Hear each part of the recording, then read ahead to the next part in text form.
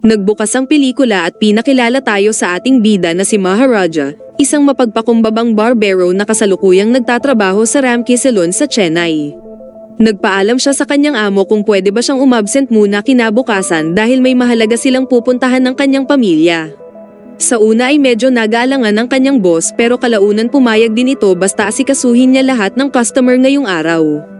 Kinabukasan, makikitang pumipili si Maharaja ng mga laruan sa isang toy shop habang ang kanyang mag-ina ay nakaupo sa katapat na bahay.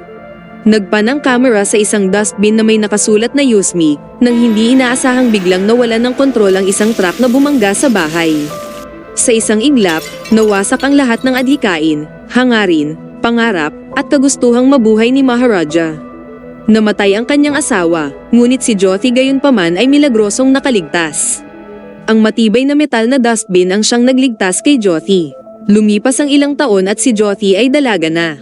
Kinahiligan niya ang sports ngunit mahina naman siya pagdating sa klase. Mas ginugugol niya ang oras sa field kesa sa paaralan, kaya halos lahat ng kanyang guro ay ayaw sa kanya, maliban kay Miss Asifa na kanyang PE teacher. Isinalaysay ni Jyoti na 3 na lang silang magkasama sa buhay mula nang namayapa ang kanyang ina. Siya, ang kanyang ama na si Maharaja, at si Lakshmi, na walang iba kundi ang dustbin na nagligtas sa kanyang buhay noon. Lumalabas, mula nung insidenteng iyon, itinuring na nilang pamilya at parang Diyos ang dustbin, at pinangalanan pa itong Lakshmi na hango sa pangalan ng kanilang Diyos. Tuwing Biyernes, nililinis nila si Lakshmi at nilalagyan ng bermilyon bago dasalan. Si Maharaja ay nagtayo ng sariling barbershop na pinangalanan niyang Jyoti Salon. Umiikot lang ang mundo ni Maharaja sa paggugupit at bahay.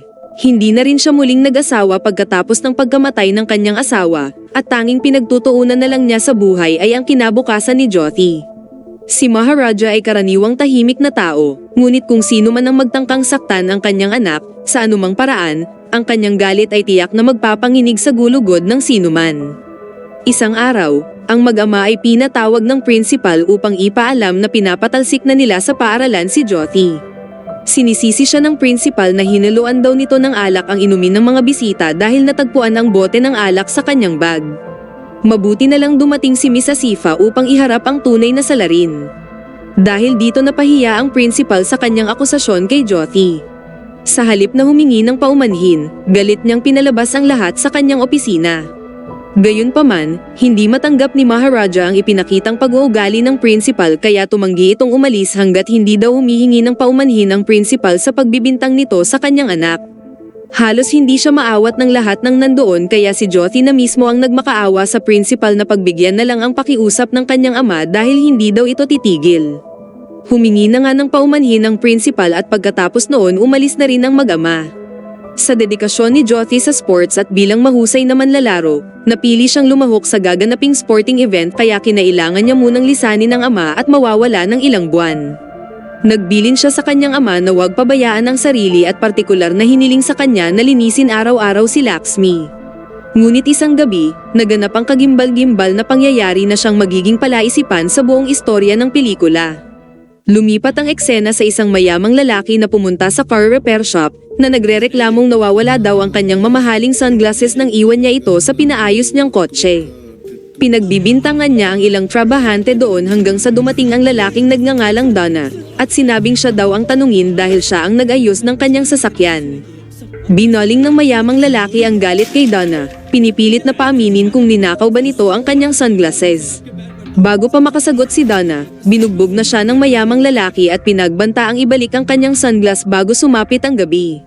Kinagabihan, habang nakikipag-inuman ng mayamang lalaki sa isang bar, dumating si Donna hawak-hawak ang sunglasses ng mayamang lalaki at harap-harapan niya itong binasag. Nagalit ang lalaki at sinimulang salakayin si Donna, pero nakakagulat dahil si Donna pala ay hindi ordinaryong mekaniko at walang kahirap-hirap na binugbog ang mayamang lalaki pati mga kasamahan nito. Lumipat ang eksena kay Maharaja na nagtungo sa istasyon ng pulisya upang mag-file ng police report. Ikinwento niya ang buong pangyayari at sinabing ninakaw daw ng mga tulisan ang isa sa pinakamahalagang bagay sa kanila, walang iba kundi ang dustbin na si Lakshmi. Tanong ng pulis kung sino itong Lakshmi na tinutukoy niya, kung ito ba ay kanyang asawa, kapatid, o anak, ngunit laking gulat ng pulis nang ituro ni Maharaja ang dustbin sa larawan at sinabing ito si Lakshmi.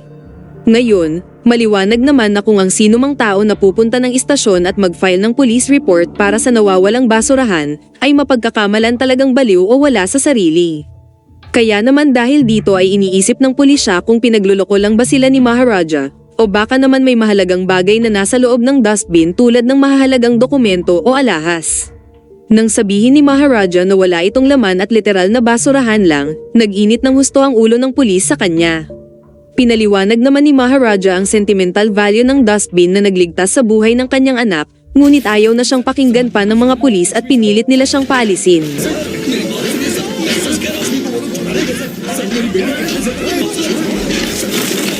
Nagmatigas pa rin si Maharaja na sinasabing kailangang maibalik ang dustbin bago dumating ang kanyang anak. Hindi nagtagal, dumating ang hepe ng pulisya na si Inspector Varadarajan. Ikinwento muli ni Maharaja ang kanyang problema tungkol sa nawawalang dustbin. Nang marinig ito, binigyan na lang siya ng inspektor ng pera para daw pambili niya ng bagong dustbin. Pero iginiit ni Maharaja na walang katumbas na halaga si Lakshmi dahil itinuturing na nila itong parang Diyos. Saad pa ni Maharaja na naaalala na niya ang isa sa mga tulisan kung saan mayroon daw itong parang tenga sa bandang likod. Iniisip ni Varadarajan na baka may saltik si Maharaja kaya pinagwalang bahala na niya ito. Pero nang sabihin ni Maharaja na kung hindi nila lulutasin ang kaso, ipapasa na lang daw niya ang kaso sa CBI, na lalong nagpagalit ng husto kay Varadarajan at nauwi sa pagtutok sa kanya ng baril, kaya napilitan ng umalis si Maharaja. Ngunit hindi pa nag-iisang oras ay muli na naman itong bumalik. Sa pagkakataong ito, nagbayad siya ng 40,000 rupees bilang paunang bayad at sinabing handa siyang magbayad ng 700,000 rupees basta mahanap lang nila si Lakshmi bago dumating ang kanyang anak. Tinanggap na ito ni Inspector Varadarajan at sinimulan niya at ng kanyang team ang investigasyon sa bahay ni Maharaja. Nakipagtulungan din sila sa dating kriminal na nagngangalang na Lasivam, na ngayon ay naging informant ng mga pulis dahil marami itong kilalang mga magnanakaw at mapapabilis ang kanilang investigasyon. Nagtataka si Varadarajan kung bakit handang ibayad ni Maharaja ang halos lahat ng kanyang ipon para lang sa isang dustbin. Bagaman napapaniwala na sila sa kwento ni Maharaja na talagang nagsasabi siya ng katotohanan at wala siyang lihim na motibo, kung gayon bakit ang dustbin lang ang ninakaw ng mga tulisan at wala ng iba pa. Sa paglipas pa ng mga araw at wala ring nangyayari sa investigasyon, nagpasya si Varadarajan at kanyang team na magpagawa na lang sila ng replika ng dustbin na kapareho mismo ng dustbin ni Maharaja, nang sa ganun makuha na nila ang kabuuang bayad sa kanila ni Maharaja. Ngunit sa panahon ng pagsisiyasat ni Varadarajan, natuklasan niya ang isang bagay na nagpaunawa sa kanya na hindi hinahabol ni Maharaja ang 3 tulisan dahil lamang sa ninakaw nila ang kanyang basurahan, at mayroong isang bagay na itinatago si Maharaja. Pagkatapos pinakilala tayo sa tulisan na nagngangalang Selvam kasama ang kapwa niya tulisan na si Sabri. Tina-target nila ang mga bahay na madaling pagnakawan, at bukod sa pagnanakaw ay nire-rape din nila ang mga kawawang babae. Pagkatapos hindi sila nag-iiwan ng bakas sa kanilang pinagnanakawan kung saan kanila itong pinapasabugan matapos nilang isagawa ang karumal-dumal na krimen. Umuwi si Selvam sa kanyang pamilya at malugod siyang sinalubong ng kanyang asawa at anak na babaeng nagngangalang Amo na may malaking sugat sa likuran. Lumalabas na si Selvam ay nagtatrabaho bilang electrician sa umaga at magnanakaw naman sa gabi, at walang kaalam-alam ang asawa niya sa kanyang mga kriminal na aktibidad. Pagkatapos ay mapapansin natin si Lakshmi sa bahay ni Selvam, nagpapahiwatig na si Selvam ang magnanakaw na nanloob sa bahay ni Maharaja. Nagpatuloy ang paghahanap ng mga pulis sa dustbin ngunit hanggang sa mga oras na ito ay wala pa ring mahanap na leads. Ngayon, talaga bang ninakaw ni Selvam ang lumang dustbin, kung gayon ano ang motibo ni Selvam? May iba pa bang nakatagong detalye na hindi natin nalalaman? Para malaman ng higit pa, magpatuloy lang sa panunood. Sa sumunod na eksena, ang mekanikong kasamahan ni Donna ay pumunta sa pulisya para mag-file ng reklamo na si Donna raw ay ilang araw nang nawawala. Sa mga sandaling ito, nang makita ni Maharaja ang litrato ni Donna, sobrang nabigla siya at bumalik ang eksena sa gabi ng trahedya kung saan nakita ni Maharaja ang resibo ng car shop ng isa sa mga magnanakaw. Hinanap niya ang nakapangalan sa resibo kaya humantong siya sa mayamang lalaki, kung saan ito mismo ang lalaking binugbog ni Donna. Lumalabas na noong gabing binugbog ni Donna ang mayamang lalaki ay nandoon pala mismo si Maharaja at nagsimula na siyang maghinala na si Donna ang isa sa mga magnanakaw na nanloob sa kanyang bahay na nakahulog ng resibo. Pagkatapos palihim niyang sinundan si Donna. Napansin naman agad ito ni Donna kaya agad niyang tinawagan ang mga kasamahan upang tambangan si Maharaja. Nakilala ni Donna si Maharaja at inaming isa nga siya sa mga nanloob sa kanyang pamamahay. Sa sobrang galit, lumabas ang pagkahalimaw ni Maharaja kung saan brutal niyang binugbog lahat ng tauhan ni Donna. Pagkatapos ay nagkaroon ng labanan sa pagitan ni Donna at Maharaja, pero sa huli ay nadaig siya ni Maharaja at pinilit na paaminin kung sino ang dalawa pang kasamahan niya at saan sila matatagpuan. Hindi ito inamin ni Donna pero nagbigay siya ng clue na isa sa mga pulis ang kasamahan niya at alamin niya ito ng mag-isa. Nagpumiglas si Donna makatakas kaya nauwi ito sa pagpugot ni Maharaja sa kanyang ulo. Pagkatapos ibinalik pa tayo sa nakaraan sa taong 2009 kung saan nalalapit na ang kaarawan ni Amo. Pumunta si Selvum sa jewelry shop para bilhan ng anak ng mamahaling alahas bilang regalo. Sa mismong kaarawan ni Amo, pumunta si Selvum sa barber shop ni Maharaja para magpaahit. Ubos na ang battery ng trimmer ni Maharaja kaya lumabas muna ito para bumili ng bagong baterya. Sa sandaling ito nakatanggap ng tawag si Selvum mula kay Sabri para ipaalam na ang kanilang krimen ay nailathala sa pahayagan. Pagtalikod ni Selvum, nagulat siya nang makitang nakatayo na si Maharaja sa likuran niya at naisip na baka narinig nito ang buong pag-uusap nila at pagkatapos umalis na ito. Napansin ni Maharaja na naiwan ni Selvum ang alahas na ireregalo nito sa kanyang anak. Kaya nagpa siya siyang ibalik ito mismo sa bahay ni Selvum. Gayunpaman, nagkataong dumating din ang mga pulis kasama si Maharaja at agad nilang inaresto si Selvum at Sabri para sa ilang krimen. Nagulat ang kanyang asawa at sa una ay hindi ito naniniwala, pero nang makita niyang inilabas ni Sabri ang baril, sobrang nanlumo at nandiri ang kanyang asawa sa kanya at hinayaan na siyang arestuhin ng mga pulis. Iniisip ni Selvum na si Maharaja ang nagsumbong sa kanya at nangakong maghihiganti siya. Balik sa kasalukuyan, natapos nang naipagawa ang pekeng si Lakshmi, pero sa ngayon ay kakailanganin naman nilang maghanap ng magpapanggap na magnanakaw. Dahil walang mahanap na boluntaryo, napilitan silang sinala si Vam na lang ang magpapanggap na magnanakaw. Tinawagan ni Varadarajan ang isang police officer para hilingin kay Maharaja na ulitin nito ang kanyang kwento ng insidente ng panloloob sa kanyang bahay, nang sa ganun mapagpraktisan ni nala si Vam ang gagawin niyang pag-akto kinabukasan. Pinakinggan ni Varadarajan at nala si Vam ang kwento ni Maharaja sa telepono, na kalaunan ay magbubunyag ng isang major twist. Kinuwento ni Maharaja ang istorya ng ganito. Noong ako ay umuwi mula sa trabaho, 3 lalaking nakamaskara ang nagtatago sa loob. Sa kawalan ko ng kamalayan sa kanilang presensya, nagsimula akong magpalit ng damit. Nang may marinig akong ingay, bigla nila akong sinunggaban kaya hindi na ako nakapalagpa. Nang marinig ito, sobrang natulala at natakot sinala si Vam at agad siyang may tinawagan sa telepono. Wala pala talaga siyang ideya tungkol sa kasong inirereklamo dahil ang tanging alam lang niya tungkol sa kaso ay ang nawawalang dustbin. So bakit siya takot na takot?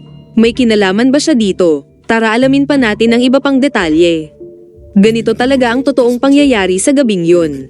Si Maharaja ay wala pa sa bahay dahil dumaan muna siya sa tindahan ng mga sapatos para bilhan ang kanyang anak. Hinihintay siya ng mga magnanakaw sa kanyang bahay. Pero sa hindi inaasahan, naunang dumating si Jyoti. Walang kamalay-malay sa presensya ng mga tulisan, nagsimula siyang magpalit ng damit. Sa mga sandaling iyon brutal nilang inatake si Jyoti at walang awa pa nilang ginahasa ang dalaga. 3 silang magnanakaw, si Donna, ang police informer na sinala si Vam, at ang pangatlo ay walang iba kundi si Selvum. At siya rin ang tinawagan ni nala si Vam. Lumalabas na pakana itong lahat ni Selvum upang maghiganti kay Maharaja dahil sa pagkakakulong nito ng ilang taon at pagkawalay niya sa kanyang pamilya. Paniwala niya na si Maharaja talaga ang nagsumbong sa kanya. Nang umuwi na si Maharaja, nagimbal siya sa nadatnan at kaagad na sinugod ang anak sa ospital. Si Jyoti ay nasa kritikal na kondisyon at halos himatayin si Maharaja sa pag-aalala. Nagwala siya ng husto sa bahay, walang habas na pinagsisira ang mga kagamitan. Hindi niya kayang tanggapin na ang nag-iisang dahilan ng kanyang buhay ay mawala pa sa kanya. Sa kabutihang palad ay nagkamalay na si Jyoti at nakiusap sa kanyang ama na hanapin ang mga salarin na gumawa sa kanya nito at iharap sa kanya. Kaya mula noon, ginawa na ni Maharaja lahat ng paraan para hanapin ang mga salarin. Bumalik ang eksena sa kasalukuyan, kung saan nire-recreate na ni nala si Vam ang eksena. Habang ginagawa ito, nagsimulang maghinala si Maharaja kay nala si Vam. Hello. Nang yakapin niya sinala Sivam, napansin nito ang bukol ni nala Sivam sa likuran na ayon sa pahayag ni Jyoti ay ito mismo ang nanggahasa sa kanya. Bago pa makapag-react si Maharaja, nakakagulat nang sabihin sa kanya ni Varadarajan na hindi sila aalis hanggat hindi mapaparusahan ang lalaking nanggahasa sa kanyang anak. Lumalabas na sa mga oras na ito, batid na pala ng hepe ang totoong motibo ni Maharaja at hindi talaga ang dustbin ang pinakapakay niya. Nalaman nila ito mula nang imbestigahan nila ang pagkamatay ni Donna at natuklasan ang malagim na insidente na kinasasangkutan ng anak ni Maharaja kung saan sangkot dito mismo sinala Sivam at sinadya talaga nilang siya ang piliin sa pagpapanggap na nagnakaw ng dustbin upang wala na siyang takasan pa. Pagkatapos ibinigay ni Varadarajan ang machete kay Maharaja at sinabing gawin nito ang hustisya sa kanyang mga kamay. Lumabas sila ng bahay at sinara ang pinto habang walang awang pinatay ni Maharaja ang nanggahasa sa kanyang anak. Nang maglaon, nalaman ni Maharaja sa tulong ng mga pulis ang kinaroroonan ng ikatlong salarin sa isang construction site. Nagulat siya nang malaman na ito pala ay walang iba kundi si Selvem. Brutal siyang binugbog ni Selvem at nagpambuno sila ng matindi.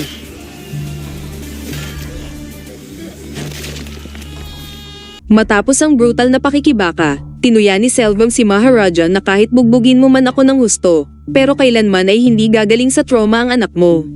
Sa sandaling ito, dumating si Jyoti na sinamahan ni Teacher Asifa. At ngayon mga kaibigan, dito na maibubunyag ang nakakagulat na twist ng pelikulang ito na sa tingin ko ay hindi mo lubos aakalain. Kinausap ni Jyoti ang tulisan gaya ng pakiusap niya sa kanyang ama na gusto niyang makaharap mismo ang gumawa nito sa kanya. Ibinigay niya ang maliit na bag kay Selvem na naglalaman ng mga alahas habang sinasabi na hindi kayamanan ang magpapasatisfy sa buhay. Kung yan ang gusto mo, sayo na yan. Bumalik muli ang eksena sa taong 2009 nang inaresto na ng mga pulis si Selvem. Mula sa araw na yun ay kinasusuklaman na siya ng kanyang asawa at nangakong hindi na sila makikita pang muli. Hindi niya maisikmura na ang kinakain nila at ikinabubuhay ay nagmumula sa karumal-dumal na krimen ng kanyang asawa. Inakala talaga ni Selvem na isinumbong siya ni Maharaja kaya nabuo ang galit niya sa puso na maghiganti kay Maharaja. Pero ang katotohanan ay gusto lang talaga nitong ibalik ang gintong kwintas para sa kanyang anak. Nang makalaya na si Selvem ng kulungan, agad niyang isinagawa ang paghihiganti kay Maharaja. Pero nagkataon naman na ang naabutan nila ay si Jyoti na kararating lang mula sa sports event nito. Walang awa niyang pinaghahampas si Jyoti at hinayaan pang gahasain ni nala Sivam, naniniwala siyang mas matinding paghihiganti ito para kay Maharaja. Balik muli sa nakaraan, sa wakas nahanap na ni Maharaja kasama ang kanyang pamilya ang bagong tinutuluyan ng asawa ni Selvem. Ito ang parehong bahay na ipinakita sa simula ng pelikula. Ibinalik ni Maharaja ang kwinta sa asawa ni Selvem, pero tumanggi itong tanggapin dahil galing daw ito sa masamang gawain ng kanyang asawa. Pagkatapos ay bumili si Maharaja ng laruan para sana sa anak ni Selvem na si Amo, nang biglang rumagasa ang isang truck sa bahay. Sa insidenteng ito, ang asawa at anak ni Maharaja, pati ang asawa ni Selvem ay namatay on the spot, maliban sa anak ni Selvem na himalang nakaligtas salamat sa nahulog na bakal na dustbin, na kalaunan ay pinangalanan nilang Lakshmi. Dito natin nalaman na ang batang pinalaki ni Maharaja ay walang iba kundi ang anak mismo ni Selvem. Balik sa kasalukuyan, laking gulat ni Selvem nang mapansin ang alahas na ibinigay sa kanya ni Jyoti ay ang parehong kwintas na binili niya noon para sa kaarawan ng kanyang anak na si Amo. Lalo pa siyang nalinawan nang makita ang peklat sa likuran ni Jyoti, palatandaan na siya mismo ang kanyang anak na si Amo.